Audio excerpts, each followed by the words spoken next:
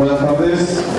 Me corresponde a mí como director de esta institución darles la bienvenida al público habitual y a mucha gente nueva que acude a esta llamada conjunta que hemos hecho para un acto tan entrañable. Hace aproximadamente casi 2 años recibí una llamada telefónica de Fernando Carderera, el embajador de España en Israel. Y él me hablaba de su intención de conmemorar el 30 aniversario del establecimiento de relaciones diplomáticas. Me pareció una iniciativa excelente, y así lo comentamos en su momento con la Embajada de Israel en España y también con el Ministerio de Asuntos Exteriores y con otros muchos amigos que se unieron a esta iniciativa. Y hoy de alguna manera culminamos ese proceso, un proceso que se inició, como digo, hace ya casi 2 años y en el que hemos desarrollado muchas iniciativas conjuntas. Yo quiero agradecer toda la colaboración que se ha mantenido de la Embajada de España en Israel, de la Embajada de Israel en Madrid, del Ministerio de Asuntos Exteriores y de instituciones amigas como el Real Instituto Elcano, como la Universidad Francisco de Vitoria y otros muchos que a lo largo de este año han colaborado con nosotros y con todas estas instituciones que he mencionado para que esto sea una realidad. Mencionaré también un acto que tuvo lugar aquí creo que fue el 17 de febrero de este año, que fue un seminario similar a este, que fue el inicio en España de esta conmemoración y que fue inaugurado por el ministro García Margallo. Y ese acto fue clausurado además por el propio secretario de Estado, Ignacio Ibáñez. Yo creo que es un gesto que denota la amistad que existe entre España e Israel, que un solo seminario sea inaugurado por un ministro y clausurado por el secretario de Estado de Asuntos Exteriores. Un balance fantástico de lo que son las relaciones bilaterales. A nosotros como Centro Secretario de Israel nos corresponde sobre todo lo que es las relaciones de sociedad civil. Y hoy también vamos a hablar hoy y mañana también se hablará de sociedad civil. En este sitio donde ustedes están, muchos lo saben, pero para los que no, se hace continuamente lo que es relaciones con el mundo judío. Y por supuesto, una parte inalterable del mundo judío es Israel, como realidad viva y como parte del pueblo judío. A eso nos dedicamos y en eso tenemos una excelente colaboración con la Embajada de Israel en Madrid, con la que coincidimos en proyectos, en iniciativas y las desarrollamos juntos con gran satisfacción, ¿no? Porque es muy fácil trabajar con ellos.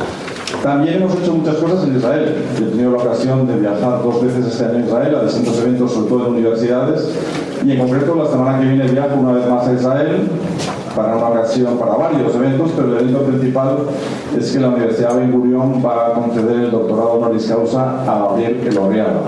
Gabriel Elorriaga, parlamentario español que fue ponente principal de la Ley de Nacionalidad para las familias. Yo creo que es un motivo de alegría para todos que sea reconocido en la figura de Gabriel el hecho de que España haya promulgado esa ley que da la posibilidad de obtener la nacionalidad española a los sefardíes.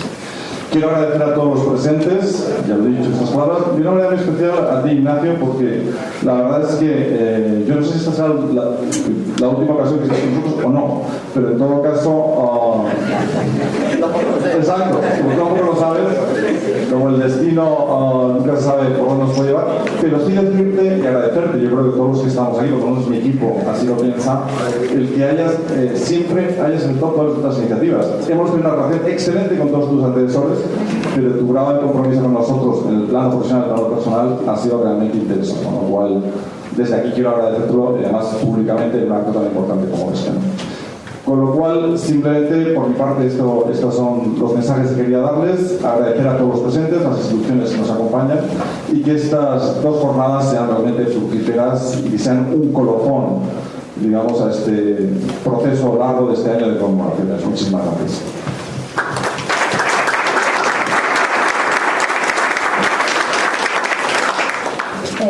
Tiene la palabra Charles Powell, director de Real Instituto Elcano. Muchas gracias, Sonia. Buenas tardes a todos.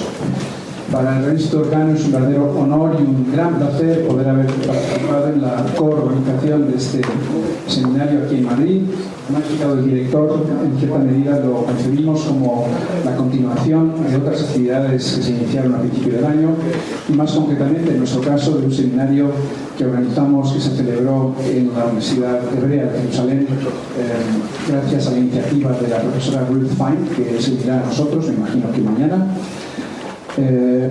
Seminario en el cual pudimos intercambiar impresiones sobre el estado de las relaciones de España e Israel y poner a punto algunos proyectos de cara al futuro. Por lo tanto, para nosotros esta es una segunda oportunidad para seguir conmemorando este 30 aniversario del establecimiento de relaciones diplomáticas en 1986 Y a la hora de diseñar el seminario, muy brevemente les quería explicar que, en primer lugar, habrá, aparte de una vez celebrada la sesión de hoy, en la que Eduardo Serra y Enrique Zimmerman van a mantener una conversación sobre temas de mutuo interés, temas sobre ambos países, la relación y, en general, el estado de las sociedades de ambos países.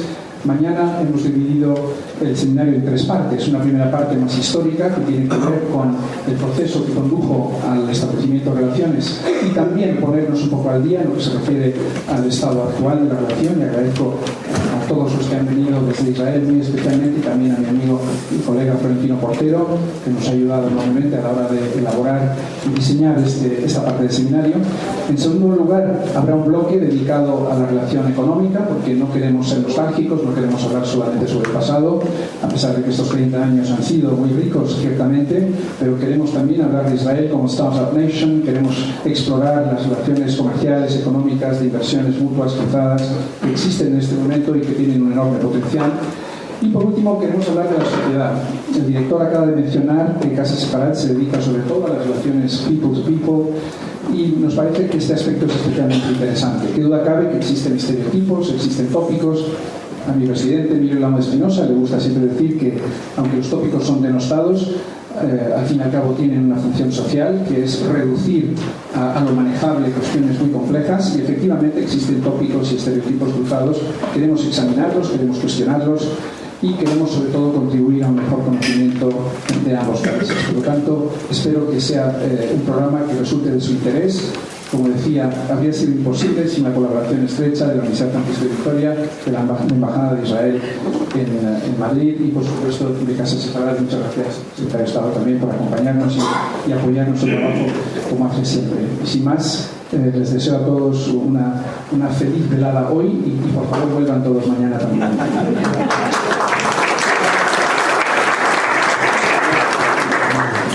Tiene ahora la palabra el señor rector de la Universidad Francisco de Vitoria, Daniel Sala.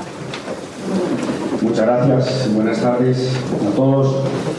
Para la Universidad también es un verdadero placer participar en esta conmemoración con estas instituciones, en algo que para nosotros empezó hace años siendo de mucho interés, que es la colaboración en lo que podemos hacer como universidad y de un mejor entendimiento con Israel y en general con el mundo judío, que nos ha llevado por motivos de lo que somos como universidad, que somos una universidad de explicación católica, a tener mucha presencia de muchos profesores y muchos alumnos en Tierra Santa y particularmente en Jerusalén. Más de 1000 alumnos, más de 200 profesores en los últimos años han ido para allá y nos han permitido no solo el acercamiento a lo religioso, sino también a todo el ámbito sociopolítico de Israel, que nos ha ayudado también a llevar al campus en la universidad pues semanas que hemos compartido con la Embajada de Israel, semanas culturales, y también la creación de un centro que llamamos Isaías II, que nos ha permitido contar con personajes muy relevantes del mundo judío, como el rabino Soloveitchik, el rabino Sachs, que nos ayudan a entender qué papel como universidad podemos jugar en actividades que contribuyan al acercamiento y al entendimiento de España e Israel, y también de España con el mundo judío. Para nosotros es un verdadero placer y un honor participar en estas jornadas, y además que estamos muy interesados en apoyar o en participar en cualquier iniciativa que como esta pues contribuya a esta colaboración. Muchísimas gracias a todas las organizaciones convocantes, anfitrionas y participantes, y deseo el mejor resultado para estas iniciativas.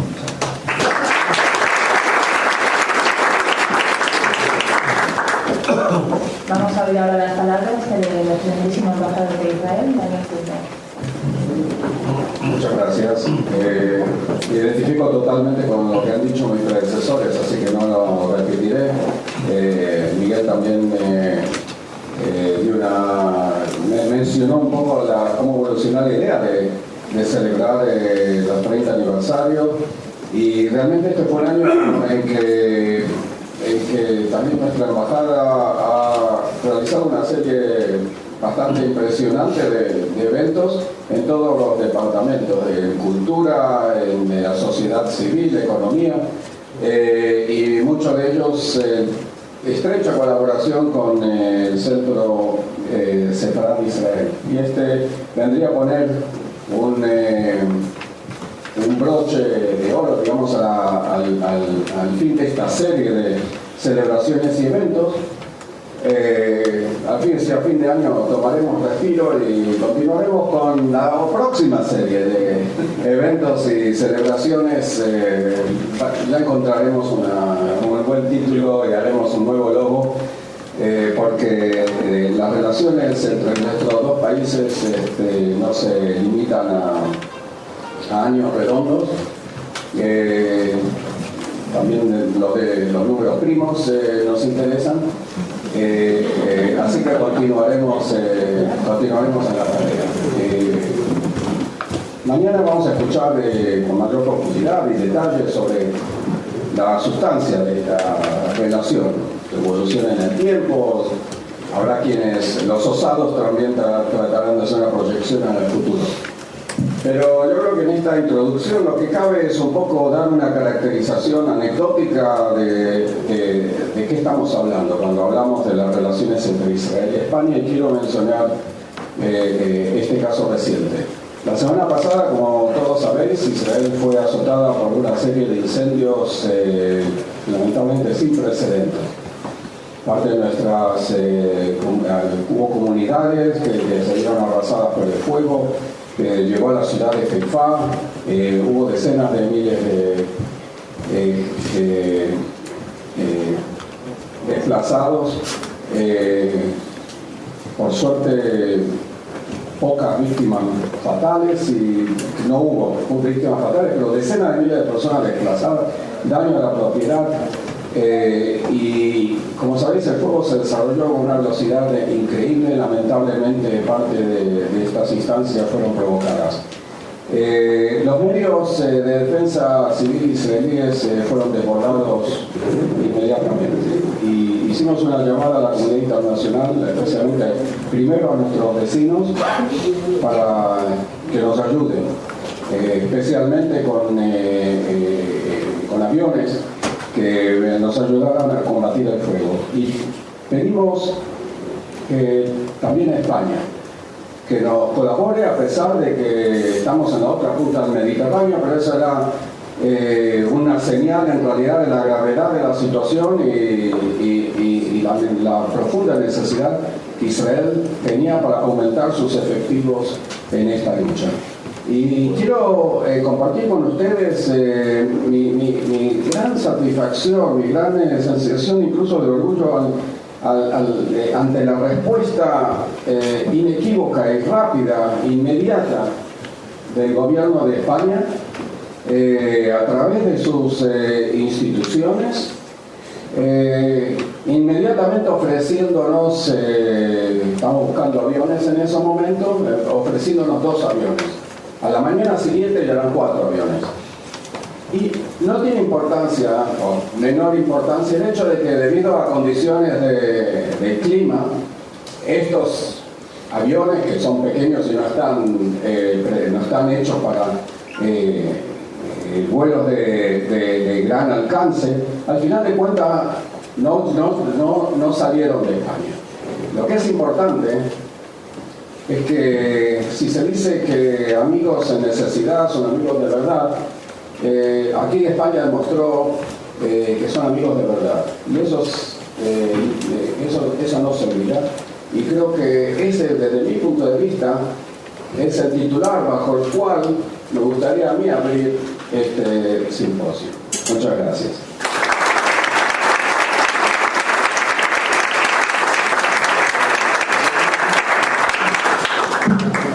Y por último vamos a escuchar las palabras del secretario de Estado, el señor Ignacio Valle.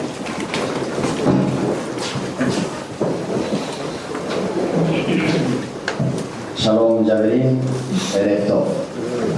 Buenas tardes a todos. En primer lugar, mis disculpas por el retraso que hemos tenido en el inicio de este acto, y el retraso es por mi culpa, y por tanto todas mis disculpas. Pero en estas circunstancias pues tenía que combinar la obligación con la devoción. La obligación era estar en la comisión de secretarios y subsecretarios, que normalmente tenemos los miércoles, pero esta semana por razones de agenda hemos adelantado al martes, y querido estar porque teníamos temas que presentar en la comisión, que serán en el Consejo de Ministros esta semana, pero la devoción realmente era estar aquí con todos, y por eso pido disculpas el pequeño retraso, porque se me ha permitido estar en los dos sitios, no simultáneamente, eso todavía no lo he conseguido, pero sí sucesivamente, y eso es un placer.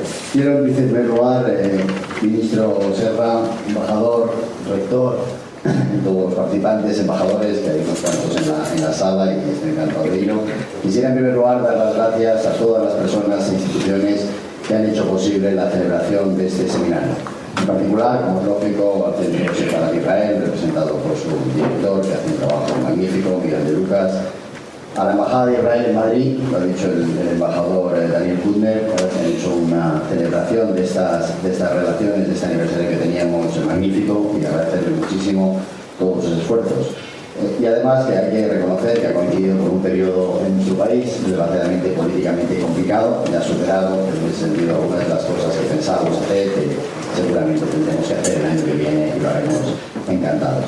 Y al Real Instituto Elcano, la verdad es que siempre apoya de una forma muy clara a la acción del Ministerio, visto desde el lado, como es lógico, del mundo de la reflexión, del mundo de la sociedad civil, y en ese sentido que se haya sumado aquí con el director Charles Bauer y con todo su equipo, agradecerse mucho.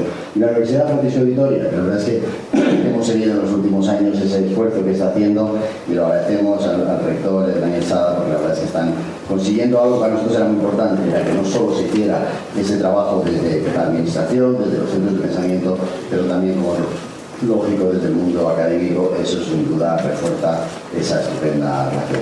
Este seminario, la verdad es que, como decía, constituye el broche de oro del conjunto de conmemoraciones y actos celebrados durante este año 2016, en el que festejamos los 30 años del establecimiento de relaciones diplomáticas entre los dos países que hoy son socios y amigos. Y el embajador lo ha explicado con un caso concreto que yo creo que refleja bien esa relación intensa, y que es en ambas direcciones. Cuando nosotros pedimos ayuda a Israel, recibimos exactamente la misma respuesta que en el caso de los aviones para el tema de Vicente.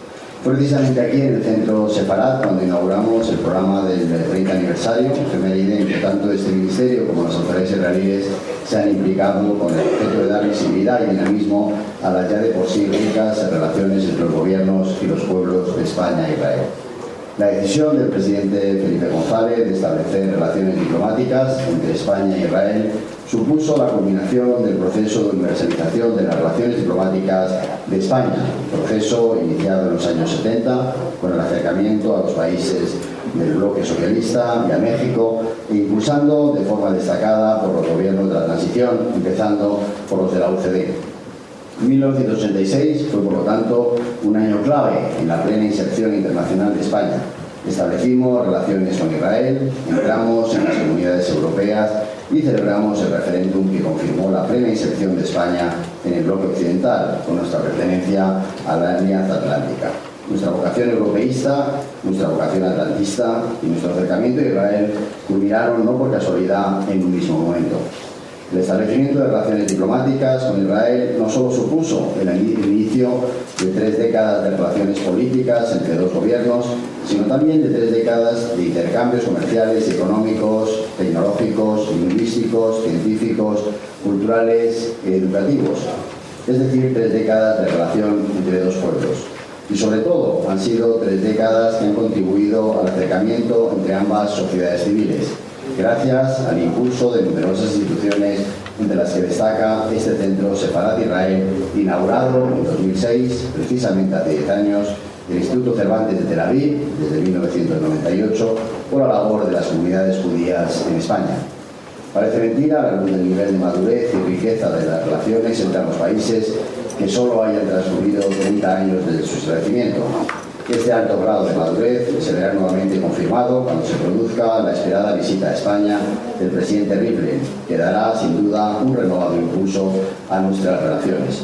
Además de la relación estrictamente política entre ambos gobiernos, el establecimiento de relaciones diplomáticas entre España e Israel ha permitido el reencuentro entre Sefarat y los sefardíes. España ha desarrollado en los últimos años una apertura hacia el mundo judío, con el objeto de llenar un vacío que se prolongó durante casi 500 años. Este país ha querido dejar definitivamente detrás la fase del monólogo y del rechazo y abrirse al contrario al diálogo y a la reconciliación con su propia identidad histórica. El gobierno ha impulsado el otorgamiento de la nacionalidad española a los judíos sefardíes de origen español y ha desarrollado una amplia actividad para luchar contra el antisemitismo. Destaca la labor del Instituto Holocausto y Antisemitismo de este Centro Sefarad de Israel, así como la incorporación de España a la Alianza Internacional de Memoria del Holocausto y el estudio del Holocausto judío como hecho histórico en la enseñanza básica. Quiero además destacar la reforma del Código Penal para castigar la negación de los genocidios y la conmemoración del Día Internacional de la Memoria del Holocausto cada 27 de enero en un acto de Estado. El establecimiento de relaciones no solo ha resultado provechoso para la relación bilateral, sino que ha permitido a nuestro país desempeñar un papel más activo en la búsqueda de la paz en Oriente Próximo. Ello ha sido así desde la celebración en Madrid de la Conferencia de Paz en 1991, que inauguró lo que conocemos como proceso de paz en Oriente Próximo. Un proceso al que quiso dar su reconocimiento y apoyo Su Majestad Carlos I en noviembre de 1993, convirtiéndose en el primer rey europeo en visitar oficialmente Israel y en el primer jefe de Estado en hacerlo tras la firma de los acuerdos de Oslo. Sus protagonistas, Isaac Rabin y Yasser Arafat, fueron además galardonados en 1994 con el Premio Príncipe de Asturias de Cooperación Internacional, de la mano de quien es hoy Su Majestad el Rey Don Felipe VI, concesión que convirtió al primer ministro Isaac Rabin en el primer jefe de gobierno israelí en recibir una alta distinción española. Desde entonces, España ha mantenido su apoyo al proceso de paz, particularmente en el seno de la Unión Europea, como pone de manifiesto el proceso de Barcelona, iniciado en 1995, el nombramiento de Miguel Ángel Moratinos como representante especial de la Unión Europea para el proceso de paz en 1996, o la creación en 2002, bajo presidencia española de la Unión Europea, del Cuarteto para Oriente Próximo o Cuarteto de Madrid. Hoy España, como muchos otros países, contempla con preocupación el estancamiento del proceso y por eso continúa trabajando por la realización de un escenario de negociaciones entre Israel y los palestinos que permita avanzar hacia la solución de dos estados, la única solución reconocida internacionalmente que garantiza a largo plazo la seguridad de Israel y su integración regional. Es además la única solución que asegura plenamente el impulso del gran éxito que constituye su encarnación de dos ideales, el ideal sionista y el ideal democrático. La realidad sobre el terreno no hace sin embargo fácil vislumbrar a corto plazo un futuro de dos estados que convivan en paz y seguridad, con fronteras reconocidas y con Jerusalén como capital compartida.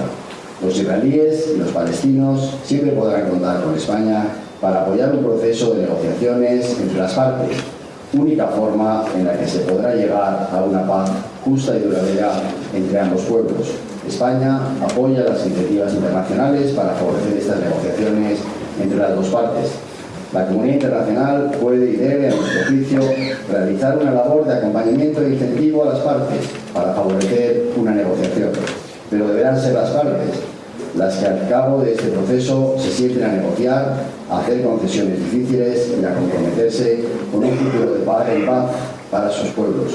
Y en ese proceso siempre podrán contar con todo el apoyo del Gobierno de España y de la sociedad española en su conjunto. España, como nación amiga de Israel, no desea para su socio y aliado otro futuro que la paz, la prosperidad y la plena normalización de sus relaciones con los países de la región. Muchas gracias de nuevo a los organizadores de este seminario y a todos ustedes por su atención. Shalom Yaverin, toda brava.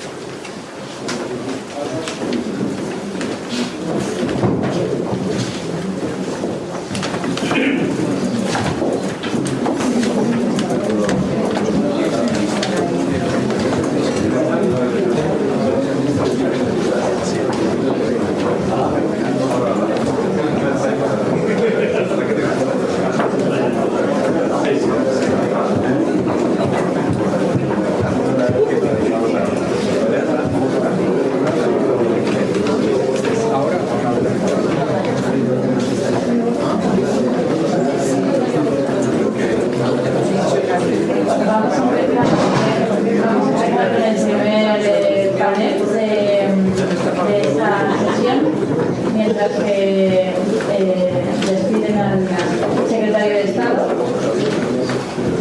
El primer panel de esta sesión de tarde de la jornada se llama Cambios sociales y expectativas del futuro. Y para ello pues tenemos la oportunidad de contar con dos testigos y analistas profesionales de esos cambios que han tenido lugar tanto en Israel como en España en los últimos años, en los últimos 30 años. Se trata de Enrique Zimmermann y Eduardo Serra.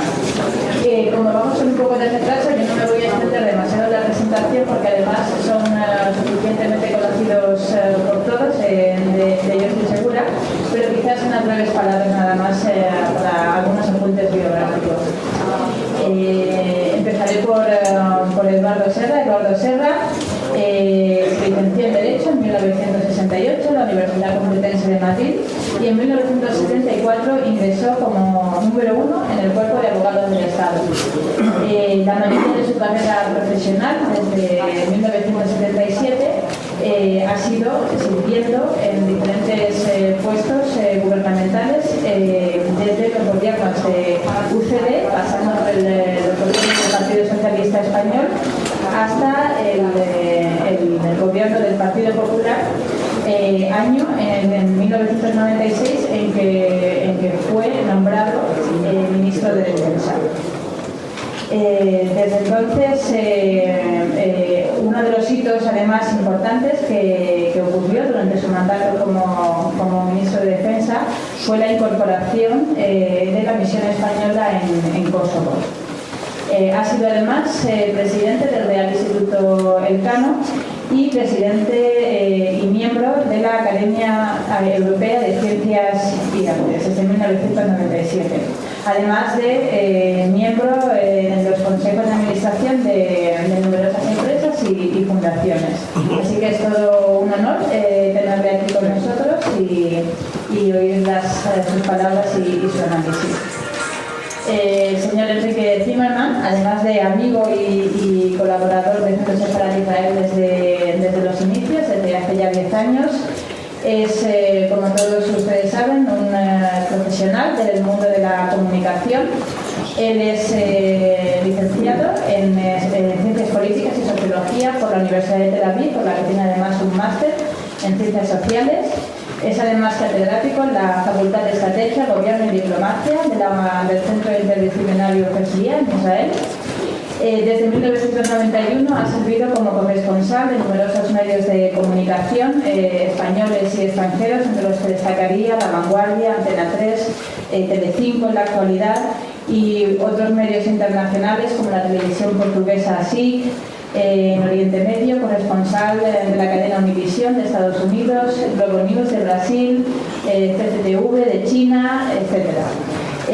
Además ha recibido numerosos premios y condecoraciones, entre ellos pues el premio en la categoría de Mejor Corresponsal Mundial en New York Festival por un reportaje que realizó. En el 2006 recibe además la más alta condecoración otorgada por el presidente de la República de Portugal como comendador de la Orden del Infante Don Enrique. Y en 2012 recibió la encomienda de Juan Carlos I. Además, es el responsable también de la única entrevista que se ha realizado a un pontífice, al Papa Francisco, y a la vez pues, ha entrevistado a personalidades muy relevantes e importantes en la política en Israel y también en España, como Isaac Rabin, Shimon Peres, Benjamin Netanyahu, etc. Así que no me extiendo más, les invito a que ocupen su lugar y si les parece pues empezamos, por favor, Enrique y Eduardo. Empezamos con las palabras de Enrique y a continuación tendremos la oportunidad de oír a Eduardo Serra y tras lo cual, como les he indicado al principio, pueden ir realizando las preguntas o comentarios que consideren oportunos y mi colega Félix irá recogiendo esas preguntas y al final de sus intervenciones pues yo las leeré y daremos la oportunidad de que contesten y que el debate y la conversación de esta tarde, que es lo que queremos que sea, un intercambio con todos ustedes, pues sea lo más provechoso posible. Así que muchas gracias y hasta luego.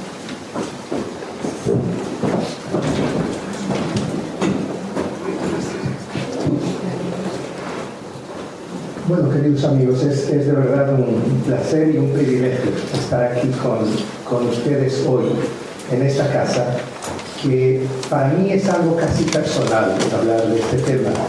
No es una conferencia en la que yo pueda venir de forma fría y hablar de las relaciones como un periodista objetivo que mira desde fuera. Es algo que me toca personalmente. Y no puedo empezar sin recordar a alguien que para mí, aunque ya no está entre nosotros, es uno de los grandes arquitectos de todo lo que ocurrió en estos 30 años de relaciones entre España e Israel.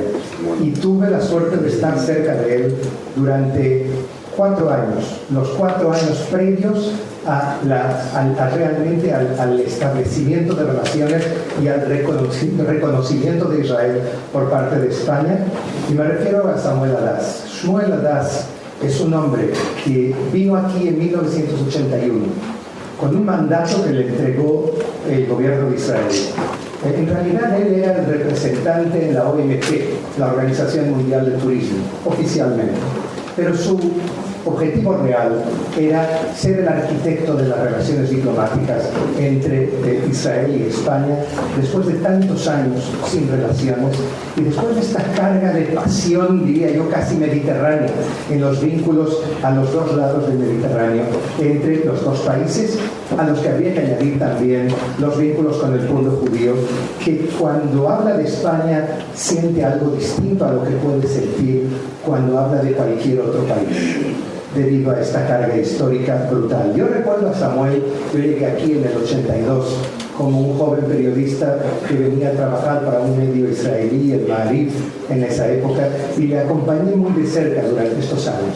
Yo recuerdo conversaciones de Samuel Adas con Felipe González antes del establecimiento de relaciones. Recuerdo la intimidad enorme que se creó entre ellos, que fue clave para conseguir las relaciones diplomáticas. Recuerdo, por ejemplo, una vez que estaba con Adas y que suena su teléfono en su casa y era alguien del entorno de Felipe González que le pedía un informe sobre la OTAN.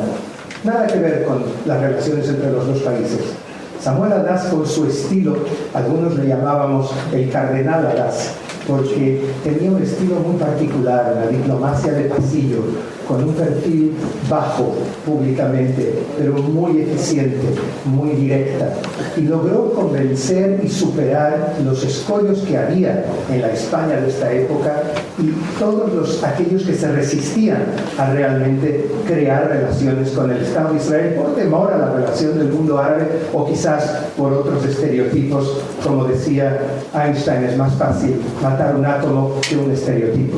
Y yo creo que estos eran años en los que se produjo aquí una auténtica guerra fría entre aquellos que querían relaciones con Israel y con el pueblo judío y poner fin a este desencuentro, no de 38 años de existencia de Israel en ese momento, sino de 500 años, y aquellos que se resistían y hacían todo lo posible para evitarlo.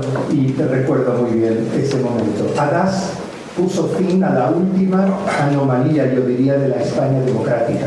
Él realmente aprovechó la adhesión de España a la Comunidad Económica Europea y a la OTAN para convencer a los líderes españoles y a la sociedad española de la necesidad de crear relaciones con Israel. Y yo recuerdo cuáles eran sus sueños en ese momento. Él me decía, ya verás, Enrique, algún día llegaremos a intercambios comerciales de $1.000 millones al año. Que yo tenía entendido hoy en día, creo que ya hemos alcanzado los 2.300. Yo recuerdo que él convenció a Iberia de que Madrid se podía convertir en un punto de escala entre América Latina e Israel. Y realmente en ese momento parecía imposible, vuelos directos desde Madrid a Tel Aviv. ¿Cómo puede ser? ¿Cómo se va a hacer? Y realmente hoy en día creo que si Samuel estuviese vivo y viese la cantidad de vuelos que hay entre Madrid y Tel Aviv, y todos ellos llenos, creo que son más de 150 mensuales, ya no los puedo contar, él quedaría muy sorprendido.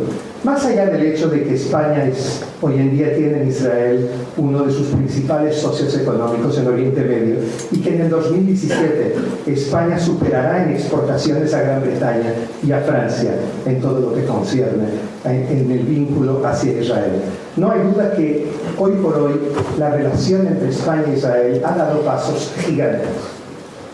No vamos a evitar los escollos y los problemas que aún existen, pero ha dado pasos gigantes a todos los niveles.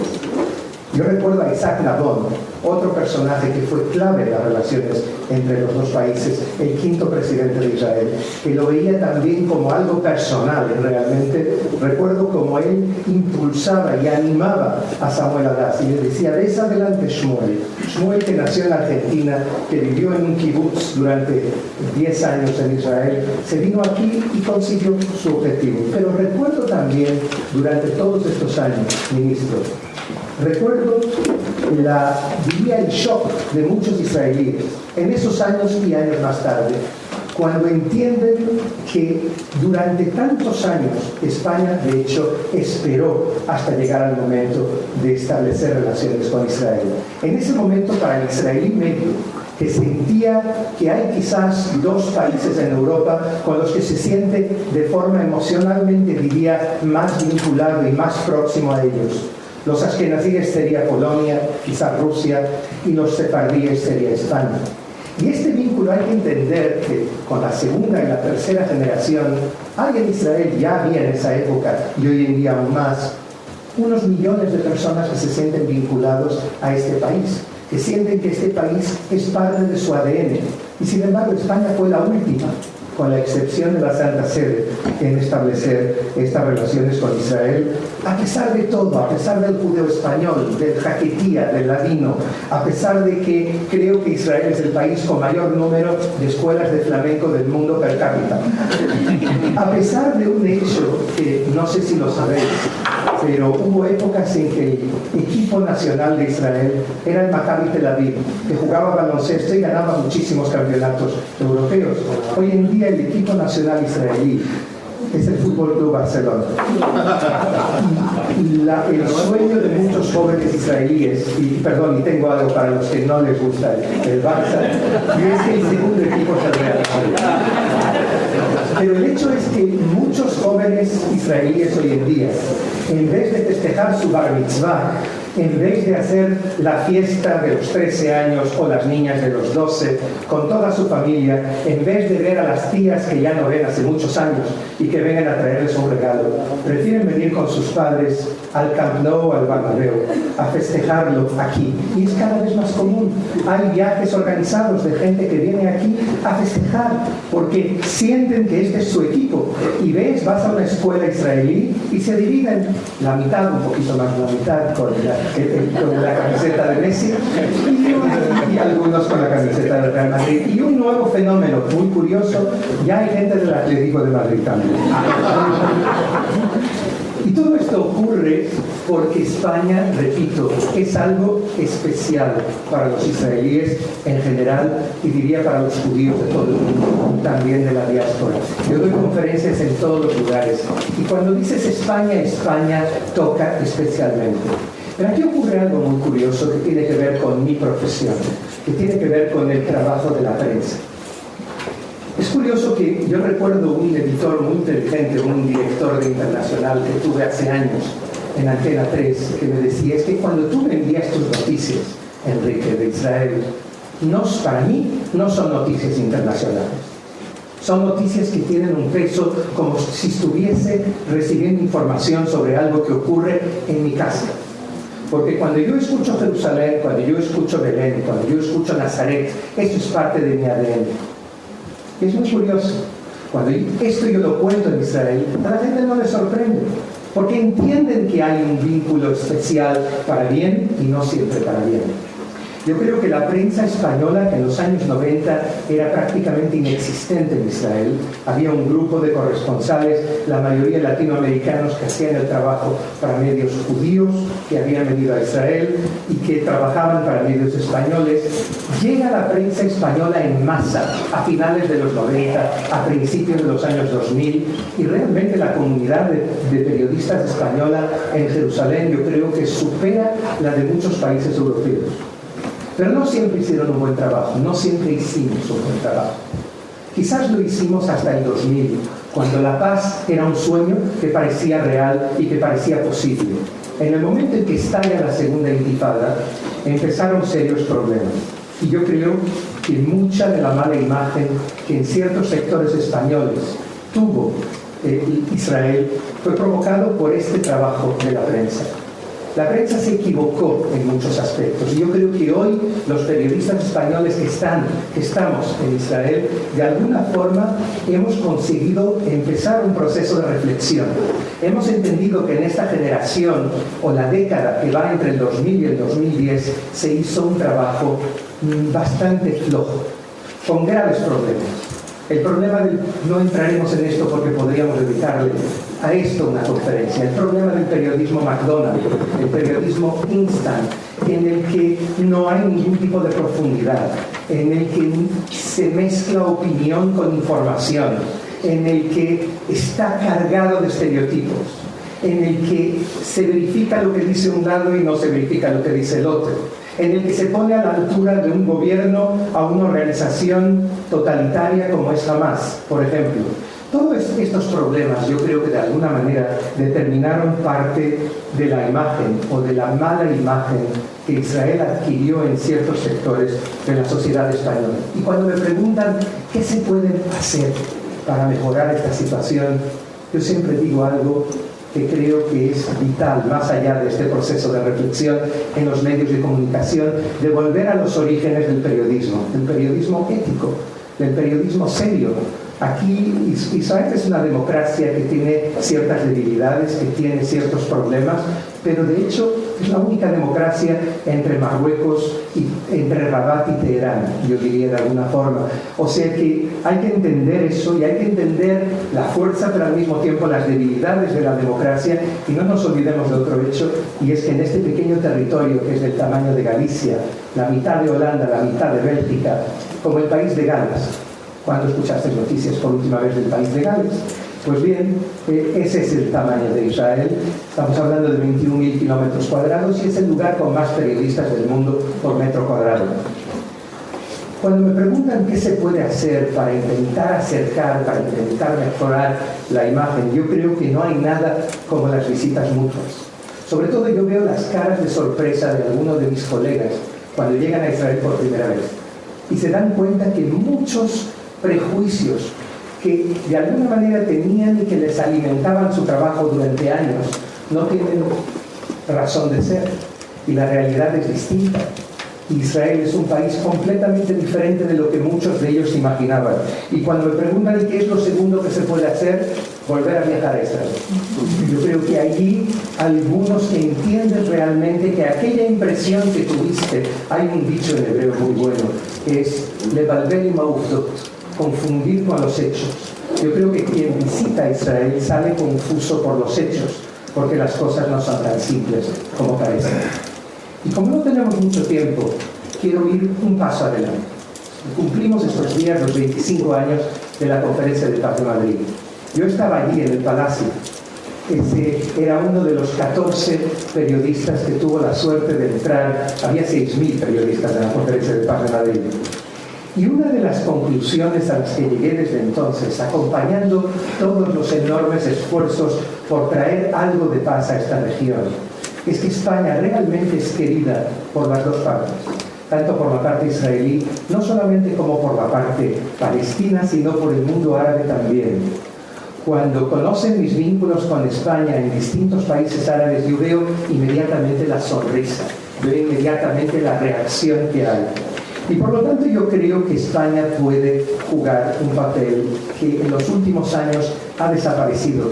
De hecho, España, la diplomacia española, está más lejos de lo que yo querría en los últimos años de Oriente Medio, y no se trata solamente del conflicto entre israelíes y palestinos, porque lo que se está jugando en esta región es mucho más que el conflicto entre israelíes y palestinos, que, como decía el secretario, espero que se resuelva en un futuro y que la fórmula de dos estados se pueda aplicar, porque ese es el interés no solamente de la comunidad internacional, sino de los propios israelíes y de los propios palestinos. Pero yo creo que estamos viviendo un tsunami en esta región que dura ya varios años, desde la primavera árabe, las revoluciones árabes que empezaron hace casi 6 años.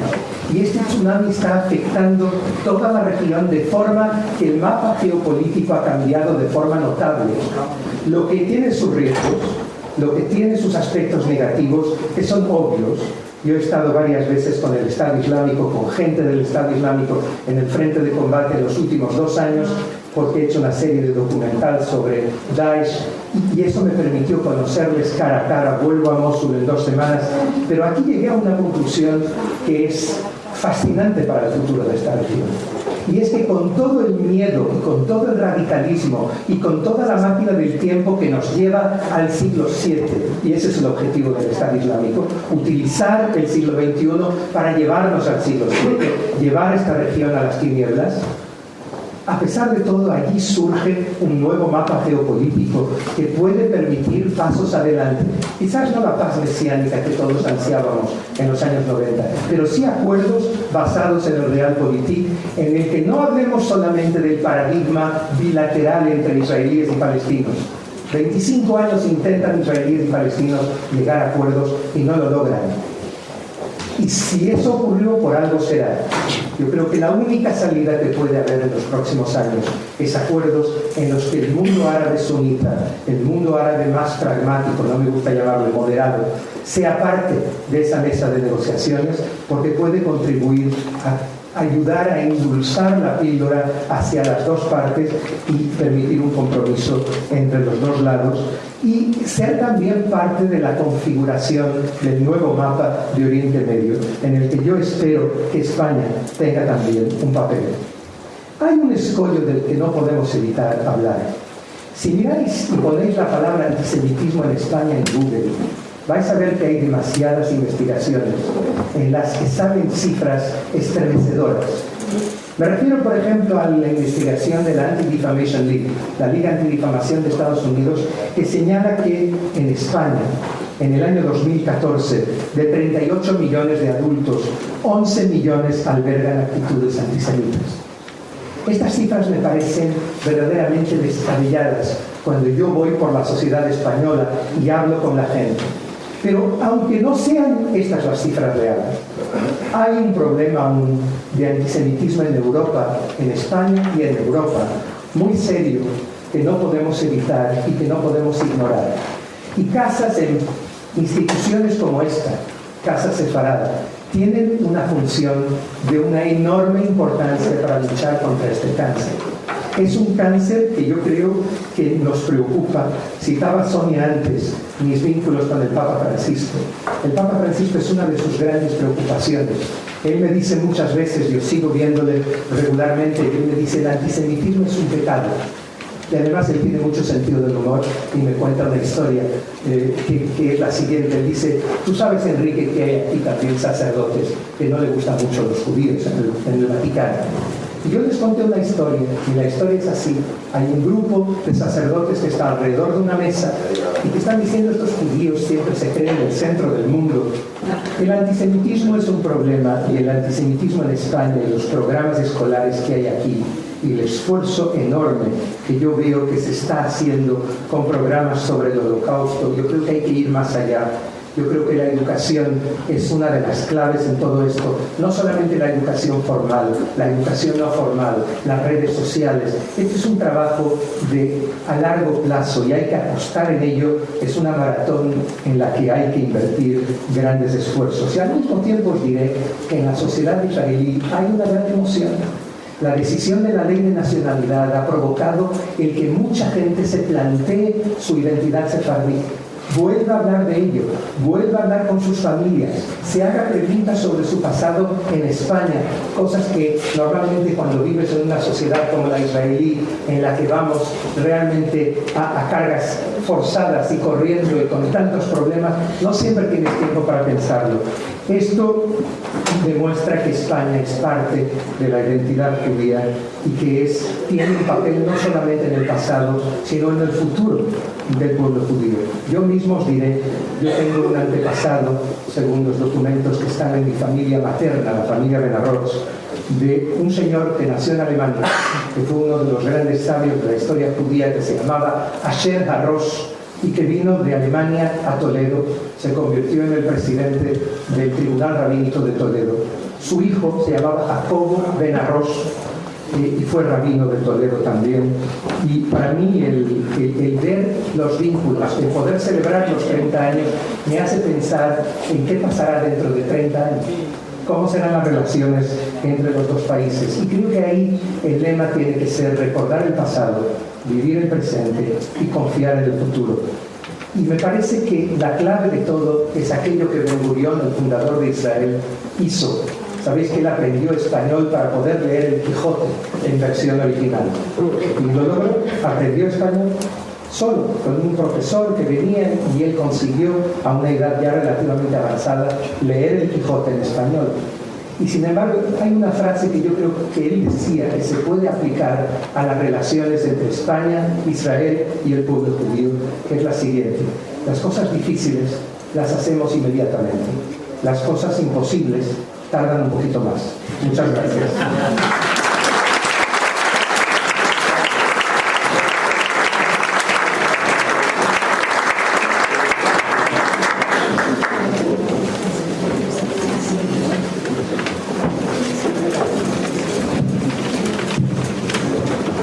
Buenas tardes. Muchas gracias por tus palabras. Yo he venido confundido, pero me alegro. Yo creí que íbamos a tener una conversación. Ahora me parece que vamos a tener más monólogo. Intentaré que el mío sea muy fuerte y sea un poco respuesta a lo que digo mi autor.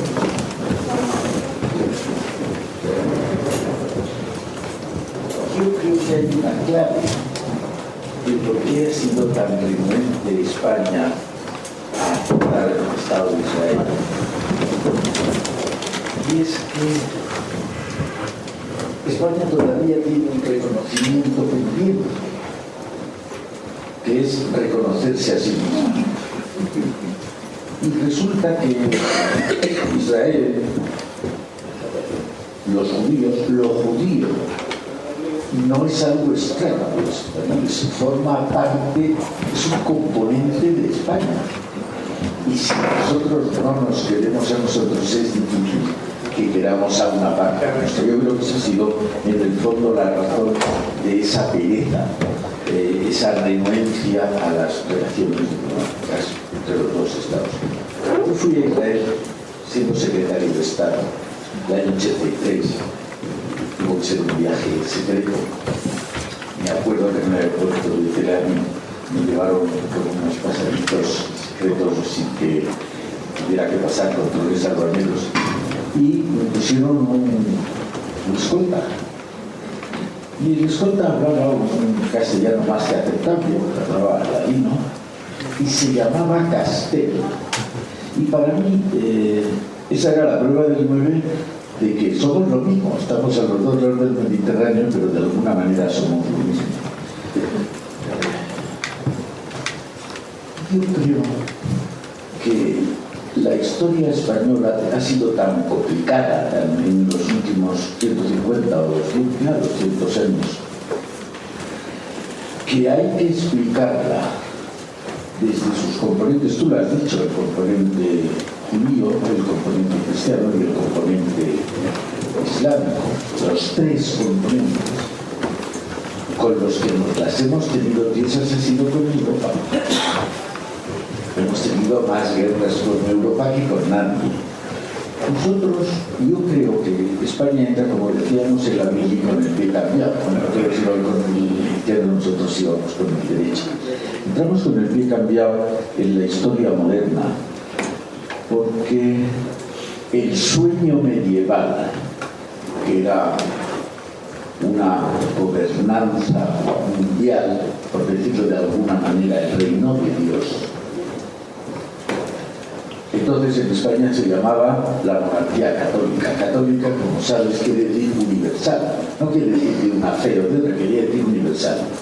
Y el sueño de Carlos I, que continúa Felipe II, es el sueño de una monarquía católica, naturalmente Habsburgo, sobre la base de la fe. Carlos V llega a España en 1518 y en 1521 Lutero está fijando sus tesis, de manera que hay un verso precioso de Calderón de la Barca en La vida es sueño que dice, está entrando en español en Polonia y dice: mal recibes, Polonia, un extranjero, pues que con sangre escribes su entrada en tus arenas y apenas llegan cuando llega apenas. Bueno, eso le pasa a España. Apenas llega la Edad Moderna cuando se destroza esa base sobre la que se quería construir. Y a partir de ese momento Carlos V guerrea contra todo el mundo. Guerrea en Viena, guerrea en el Mediterráneo, en Orán, en Argel, en Bujía, guerrea en Alemania, guerrea en Flandes. Se las tiene solo contra todos. Unos años después perdemos y lo hemos pagado con la peor de las penas, que es hacerle creer a uno que es lo que el enemigo dice que es, no lo que el enemigo cree que es, sino lo que dice que es la leyenda viva, y nos la creemos. Y te repito, que si nosotros somos una parte judía y una parte cristiana y no nos queremos, no podemos querer a ninguna de esas partes. Yo creo que eso ha sido de verdad, no es una... Por suerte, España está lentamente saliendo de ese ensimismamiento del que han hablado los poetas, Machado, los filósofos, Unamuno. Estamos saliendo de la prueba. Y la prueba del 9 es que nos hemos reconocido y ya nos podemos cada día más mirar a la cara y mirar tranquilamente. Tú estabas hablando de las relaciones económicas, de confiar en el futuro. Esta mañana he tenido a dos directivos de estos jovencitos que ya van a ser corbata de cuarto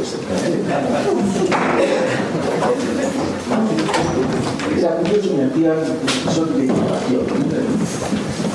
Me ponían el mapa del mundo y decían: nosotros tenemos 5 o 6 zonas que son Europa continental.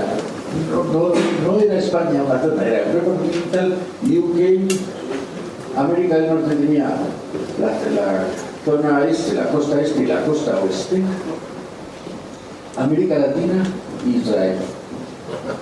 No había más. Eran los que, y luego al explicarlo, subrayaban la importancia de Israel en estos nuevos negocios, nuestras nuevas plataformas, nuevos business de Internet. Entonces, creo que España está aprendiendo.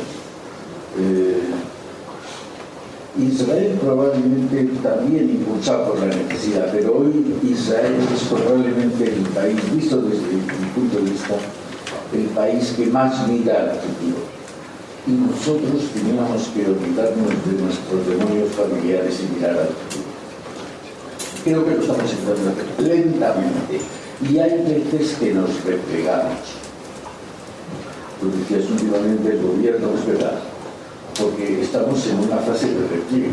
La fase de repliegue siempre se identifica porque empezamos otra vez a partirnos la cara unos a otros. Ahora ya solo en sentido figurado, hace unos años no era en sentido figurado. Pero yo creo que esta apertura, este mirar al futuro novedoso en España, aparte de que tiene altibajos, también se reconoce porque cuento solo dos anécdotas. La primera, en la Unión Europea se hacen encuestas, y esto del canon lo saben muy bien, encuestas donde se dice qué opinión tienen los nacionales de cada país de sí mismo y de los demás países. Hay una regla ineluctable. Todos los países tienen mejor imagen de sí mismos que la imagen que tienen los demás europeos de ellos. Los ingleses se consideran de 0 a 10 que valen 8,5 y el resto de Europa considera que valen 6,7. Los franceses se consideran a sí mismos que valen 9 y el resto de Europa considera que valen 5,9. Solo hay un país que se considera por debajo de lo que se considera los demás. En un reciente estudio del Instituto Cano decía que donde peor imagen tenía España del mundo es en España.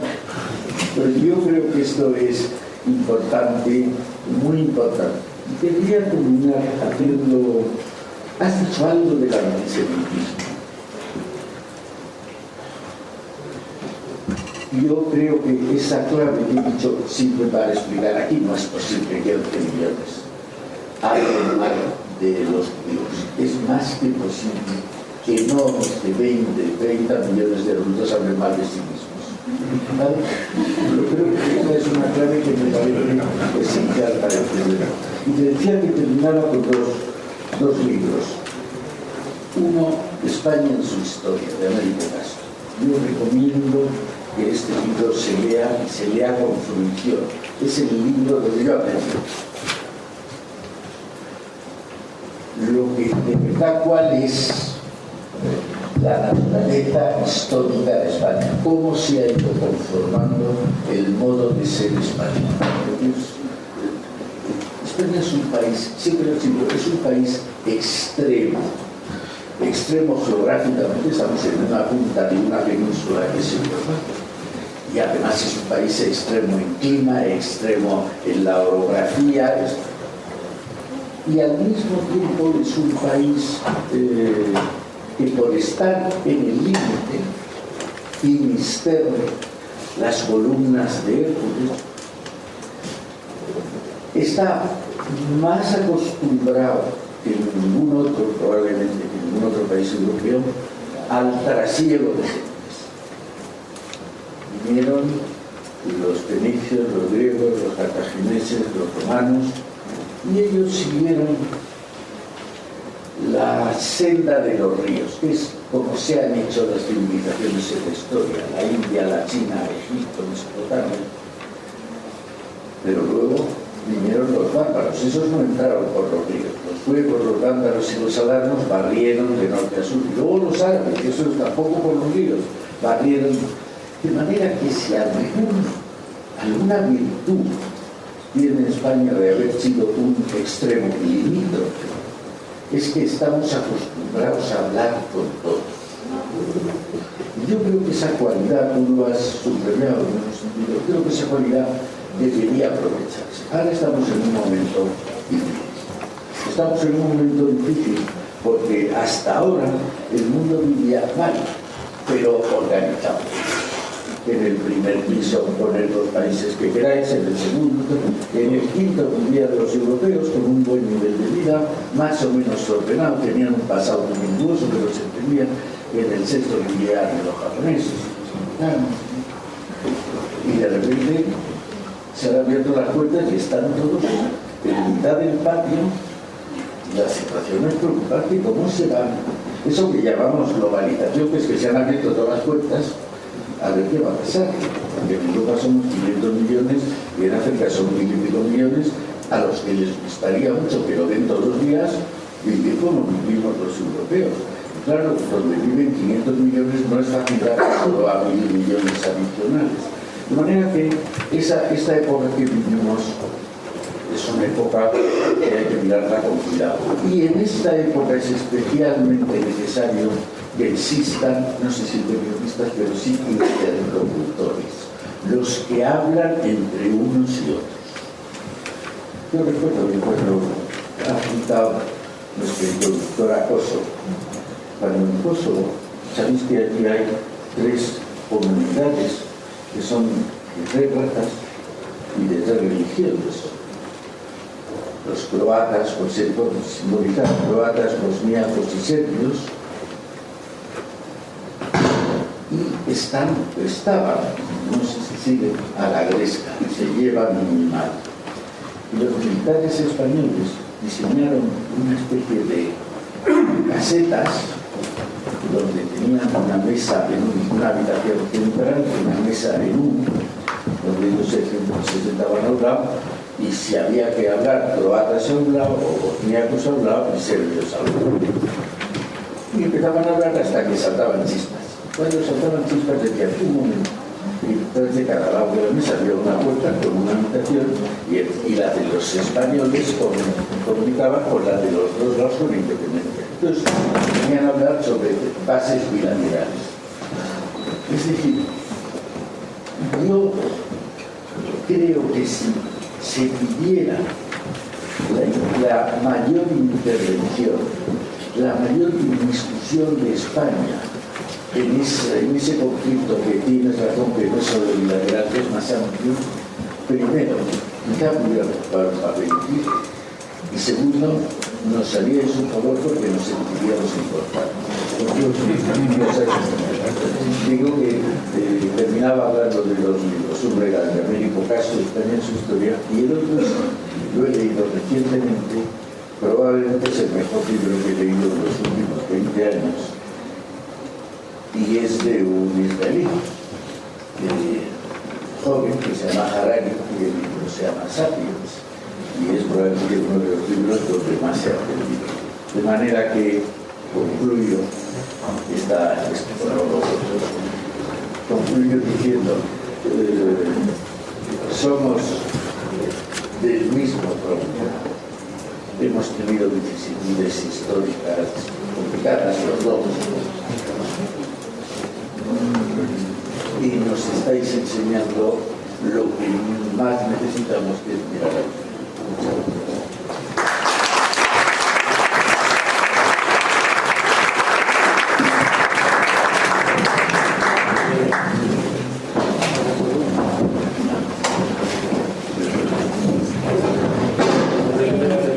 Bueno, pues ahora yo creo que con todos los temas tan sugerentes que han surgido por parte de los ponentes, si hay preguntas o comentarios, creo que allí me las puedes ir.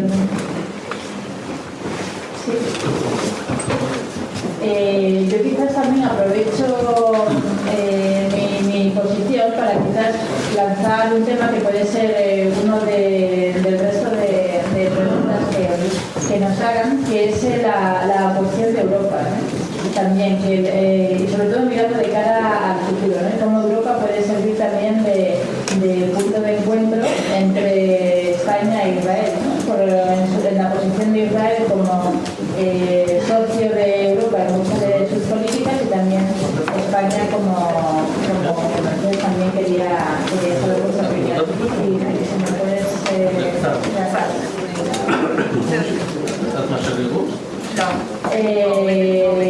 Bueno, tenemos una pregunta que va relacionada con el tema del BDS. No sé si conocen el boicot, desinversión, el movimiento que aboga por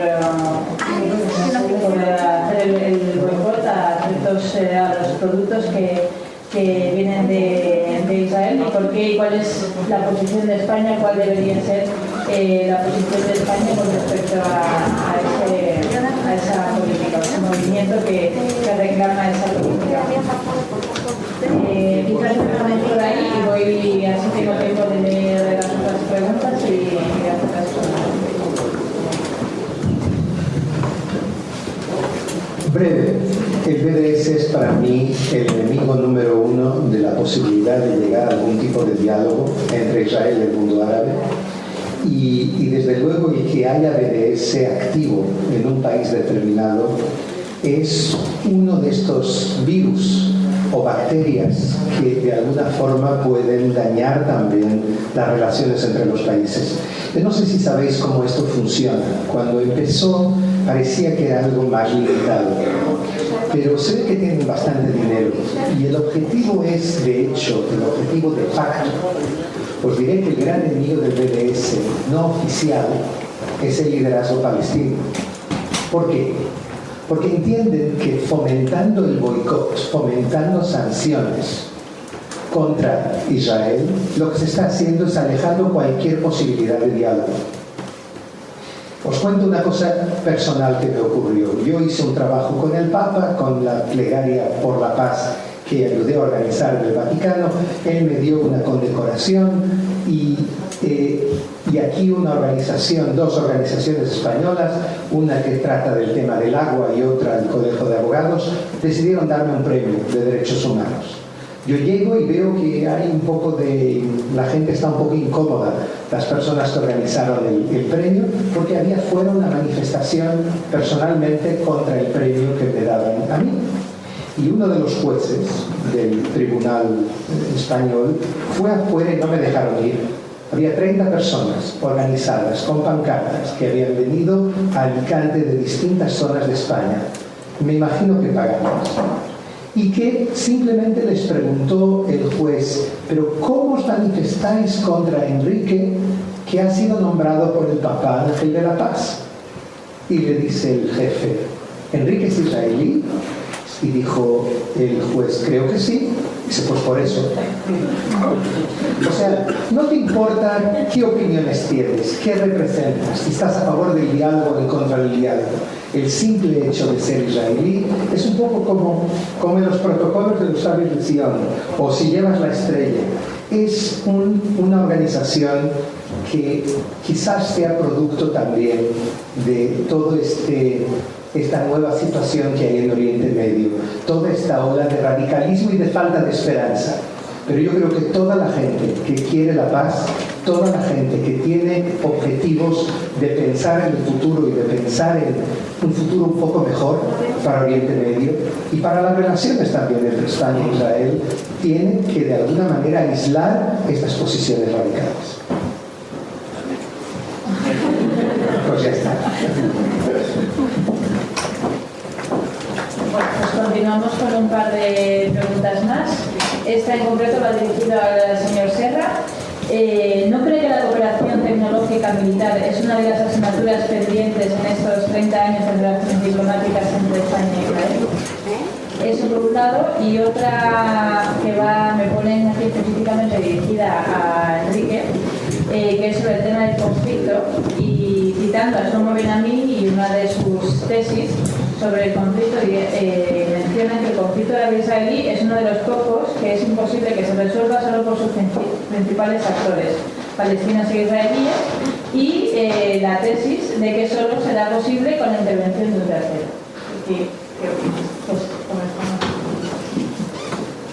un minuto para que antes habías formulado otra pregunta respecto de Europa.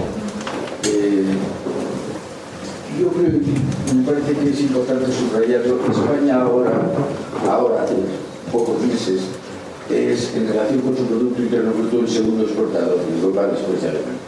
Es decir, más exportador que el Reino Unido, más que Francia y más que Italia. Me parece que ahora el grado de cobertura es 34%, Alemania es el 48% y los demás están, como digo, por debajo. Por eso, el que en virtud de relaciones económicas con la relación que tiene Israel con la Unión Europea, pues podría ser un buen caso de que España tomara el liderazgo para multiplicar, aumentar por lo menos. En relación con la tecnología militar y el intercambio entre dos países es verdad, pero hay que decir dos cosas. La primera, el nivel de la tecnología militar entre España y Israel todavía no es igual, tiene mejor desarrollo, es decir, sería una relación unilateral. España compraría o utilizaría tecnología militar israelí. Nosotros tenemos algunos protocolos, algunos sin embargo se han ido quedando obsoletos y vamos creciendo en áreas tangenciales a la defensa. Por ejemplo, en seguridad, en defensa de fronteras, y ahí sí se podrá evitar. Había otra causa histórica, y es que el gran mercado de los productos de defensa españoles era mercados árabes. Europa tenía mejor tecnología, no podíamos vender a Europa porque tenían mejor tecnología que nosotros, no podíamos vender a países de la ribera sur del Mediterráneo, básicamente, dando por ejemplo y terminando por a Egipto le vendimos una de las mayores operaciones de exportación hace ya muchos años que hizo la empresa Nacional de Camiones, y a Marruecos le nos estaba construyendo su armada, su máquina de guerra también. Y eso se viera con más reticencia, porque en ese comercio de defensa donde la nación cuenta mucho los resortes que deciden son resortes por esencia nacionales, pues tenían miedo a perder ese mercado. Yo creo que la situación ha cambiado lo suficiente, que ya una tecnología integrada por muchos otros países europeos. El mejor ejemplo es el Eurofighter, y ya podemos plantearnos sobre nuevas.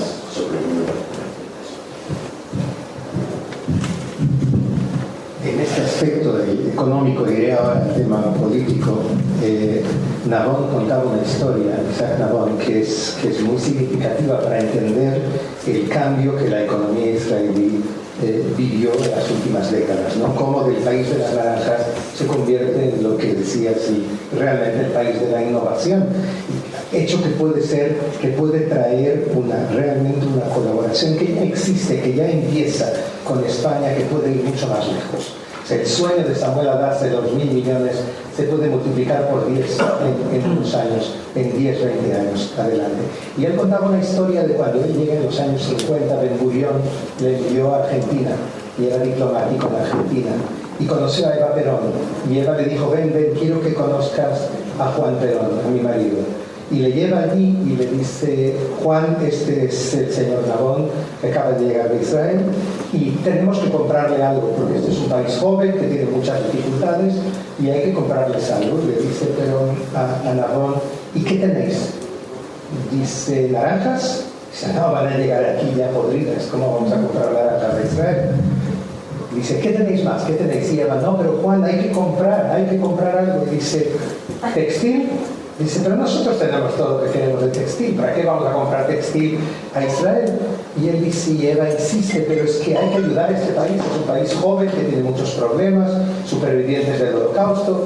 Y Nabón dice que estaba pálido, no sabía qué proponer al señor, qué proponer al presidente, hasta que Perón le dice: bueno, pues decídame, ¿qué puede venderme? Y yo se lo compro. Dice: dentaduras. Y compraron 25.000 dentaduras. Y esto ocurrió a principios de los 50. Algo cambió desde entonces. Yo veo a jóvenes de estos, como los del Banco de Santander, sin corbata, paseándose por la avenida Rothschild en Tel Aviv y yendo a compañías de startup israelíes y haciendo todo tipo de acuerdos. Y creo que eso allí hay un futuro, porque además hay algo parecido en el carácter del joven israelí, de estos jóvenes españoles. Hay esa pasión, esa curiosidad, diría ese carácter muy, muy común, mediterráneo, que ambos tienen, y espero que se pueda utilizar. En cuanto al conflicto, lo que decía Sonia, yo estoy de acuerdo con Shlomo Ben-Ami en la idea que probablemente sin terceros será imposible, pero creo que nos referimos a terceros diferentes. Shlomo habla de los países occidentales, sobre todo de Estados Unidos, y yo creo que Estados Unidos tiene que tener un papel, Europa también tiene que tener un papel, pero yo creo ante todo en los vecinos más próximos. Yo creo que un acuerdo regional con participación de los países árabes pragmáticos, desde Arabia Saudí a Egipto, a Marruecos, a los Emiratos, a Jordania, quizás a Qatar, que está cambiando en los últimos meses, estos países pueden contribuir a convertir el tremendo compromiso que es necesario, tanto por parte israelí como por parte palestina, en algo aceptable. Para los palestinos, No sé si sabéis, pero los impuestos que enviáis, parte de este dinero ha desaparecido, se ha eclipsado. A lo largo de las últimas 2 décadas, la corrupción continúa en la Autoridad Nacional Palestina, infelizmente. Y parte de las ayudas enormes que llegan de Occidente han desaparecido, están en torres, en villas construidas en los alrededores de Ramallah por gente que no tenía nada hace unos años. Y yo creo que hace falta que estos países árabes no solamente ayuden a construir un Estado palestino, sino se conviertan en mentores de las instituciones de este Estado, le apoyen económicamente, pero les enseñen a crear un Estado. Y nadie mejor que los países árabes. En el lado israelí, imaginaros lo que puede suponer para la economía israelí el tener relaciones diplomáticas con decenas de países árabes y musulmanes. Y lo que esto puede suponer incluso a nivel de joint ventures con España, en el Golfo Pérsico, por ejemplo, en las que una colaboración israelí-española puede llevar a hacer cosas muy importantes a nivel económico en toda esta región en la que hay una sed enorme. O sea que yo creo que los terceros son muy importantes, pero empezando por los países de la región y luego las potencias internacionales.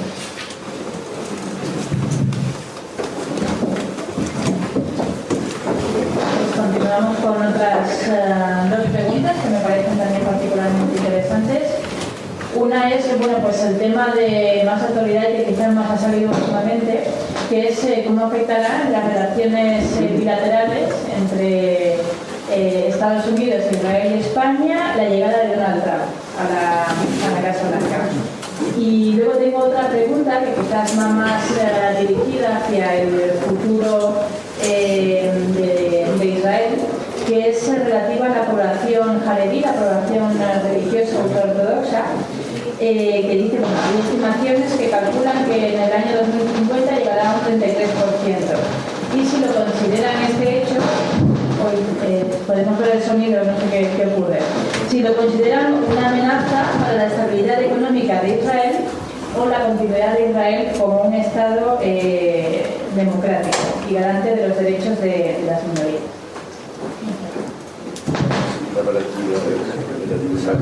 Buena decisión. Recuerdo una frase de un periódico norteamericano que, con el motivo de la elección del presidente, decía: los ayudantes se dedican a regar el desierto que existe entre sus orejas. Se referían a Ronald Reagan. Entonces, yo creo que es muy difícil peores augurios que los que han precedido la llegada de Donald Trump a la presidencia de Estados Unidos. Es muy difícil. Y de esos augurios, gran parte lo forman sus propias afirmaciones durante la campaña.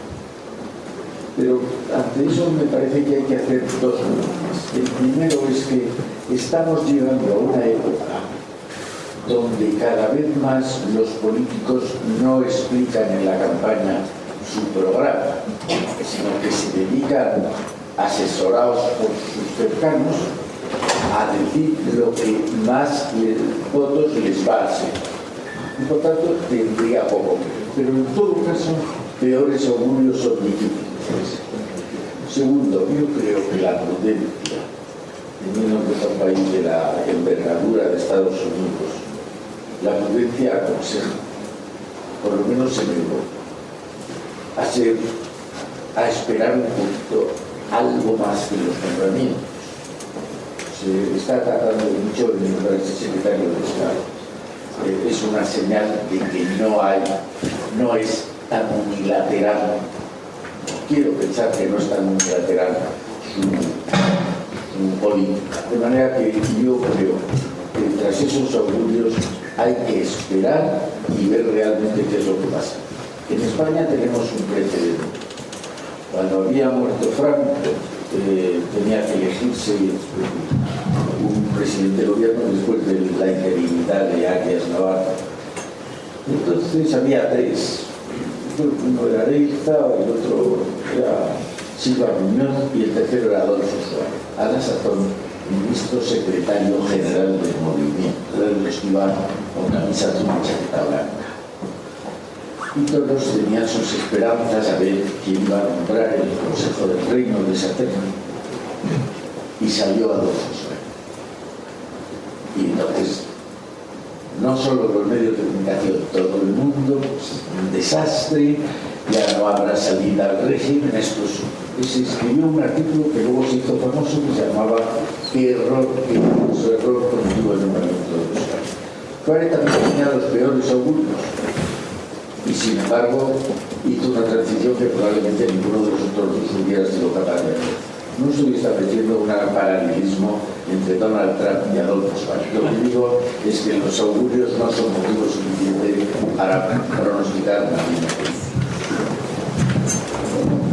Sin duda, es muy difícil de prever lo que puede llegar a ocurrir en el momento en que alguien como Donald Trump llega a la Casa Blanca. Yo os puedo decir lo que él dijo durante la campaña en conversaciones privadas, que luego no lo negó. Lo que no estoy seguro es si era un chiste o si era de verdad. Y es: yo no enviaré soldados norteamericanos a ningún lugar en el que no haya cerveza fría. Hay un temor a que realmente Estados Unidos decida replegarse en sí misma y abandonar parte de su papel internacional. Y yo creo que eso es imposible, viendo lo que está ocurriendo en Oriente Medio. Cuando hay una descarga eléctrica como la que estamos viviendo en este momento, cuando al menos 5 países se han desintegrado en la región, cuando hay una guerra mundial, de hecho, con 67 países que están en Siria y en Irak, encabezados por un general americano, Terry Wolf. Últimamente la Interpol se unió a la coalición y están luchando contra un grupo que tiene 40.000 hombres quizás hoy en día, quizás menos. Y todo esto ocurre, me decía Terry Wolf, si retiramos los soldados norteamericanos de aquí, Daesh nos perseguirá hasta en Marte. O sea que una cosa son las intenciones y otras son las posibilidades reales en el momento de poner en práctica la política. O sea que hay que esperar, porque hay, además de todo este éxodo, esta desintegración demográfica de Oriente Medio, el hecho que millones de personas estén abandonando Siria, el hecho de que en Siria la mitad de la población no tenga casa, 11 millones de personas. Y esto, mucha de esta gente intenta llegar a Oriente Medio, a Europa, y ojo, seguir Libia.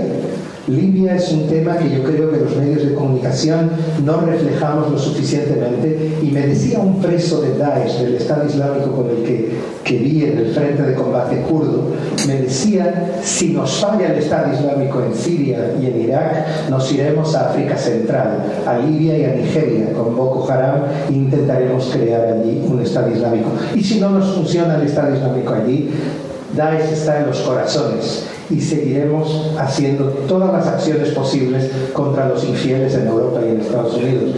O sea que tenemos para rato, y eso es un tema que aún va a tardar, y Trump no podrá hacer grandes revoluciones. Tendrá de alguna manera que continuar parte de la política, porque las circunstancias se lo impondrán. En cuanto a los Haredim, los ultraortodoxos en Israel, es verdad que ellos llaman mucho la atención, pero creo que hoy por hoy aún son un 8% de la población.